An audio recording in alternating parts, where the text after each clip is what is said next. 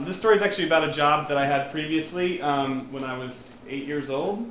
I worked for a magazine called Zillions, a kids magazine, and for some reason they thought my opinion was important enough that I would review things for their magazine, including classic films, which I think my reviews were just like boring, like that was it, like Rear Window, boring.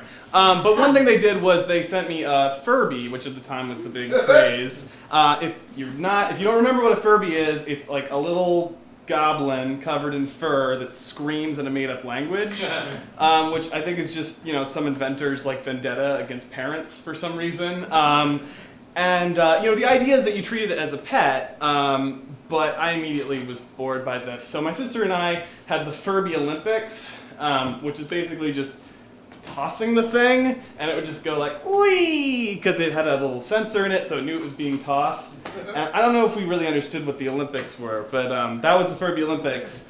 And eventually I just got really sick of the thing, and there's no off button on it. And I guess, we didn't think to just pull the batteries out. Our solution was you could like pet the thing to sleep.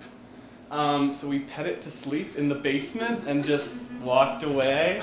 And that's how we got rid of the Furby. But we had other sort of amusing talking toys. Like there was a parrot, and it was basically a yak back with a beak. You would just press a button and say something to it, and it would say it back to you.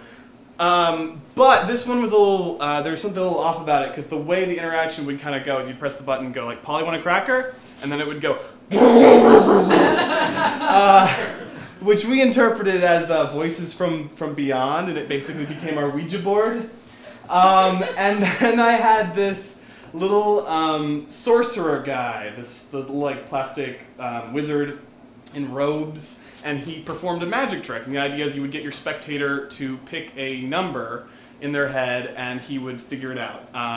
And the way he figured it out was you just cheated and inputted with buttons. That was the whole magic trick. Great. But what I discovered is that if you frantically pushed one of the buttons like a million times, because I was like 8 years old and that's what you do with toys, it would actually recite every voice clip that it had programmed into it, just in order as one sort of like bizarre manifesto. And it went like this. It was like, 1, 2, 3, 4, 5. I'm on, I'm not on, move, space, spaces. 3, 5, 7, I'm alive!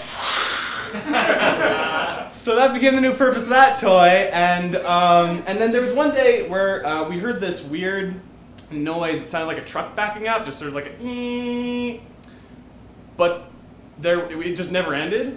And we looked around, there was no truck outside our house. And we realized that the sound was coming from inside the house. So we started looking around for the source of this mysterious noise and realized it was coming from the basement. And we walked down there, and there's the Furby just with its mouth open, just And